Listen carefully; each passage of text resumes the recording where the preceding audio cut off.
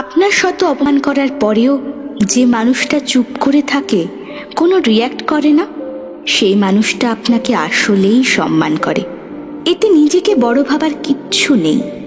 চুপ করে থাকা মানেই এই নয় যে সে কিছুই জানে না, বরং আপনি যা জানেন তার থেকেও বেশি সে জানে, কিন্তু সে চায় না তার কথার দ্বারা আপনি কষ্ট পান। প্রতিশোধ নিতে পারার পরেও যে ছেড়ে দেয়, সেই মানুষটা খুব দামি। যে নদী বয়ে চলার শব্দ কম, সেই নদীর গভীরতা বেশি। আপনি যে মানুষটাকে বোকাশোকা ভাবছেন, সে আসলে বোকা নয়, বরং সে আরও বেশি বুদ্ধিমান। কারণ সে এটা জানে অন্যকে ছোট করে নিজেকে বড় করা যায় না। যে মানুষটা কখনো আপনাকে ছোট করে না, কিংবা সবার কাছে আপনার নামে বাজে কথাও বলে না, বরং আপনি বললেও সে চুপ করে থাকে, সে মানুষটাকে ধরে রাখুন, সেই মানুষটাকে ভালোবাসুন। অমন মানুষ এ জগতে খুব কমই আছে। ভালোবাসা পাওয়ার আগে সম্মান খুঁজুন। যেখানে আপনার সম্মান আছে, সেখানে ভালোবাসাও আছে।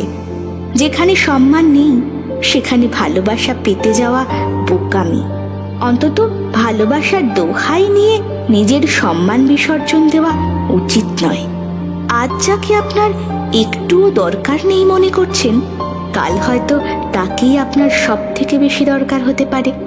আজ যাকে ছোট করে দেখছেন, কাল হয়তো তাকেই আপনার সব থেকে বড় মনে হতে পারে। কাউকে এমন কোনো কথা বলে অপমান করা ঠিক নয় যাতে সে নিজেই নিজের কাছে লজ্জিত হয়, কিংবা আপনিও কোনো এক সময় তার কাছে লজ্জিত হবেন।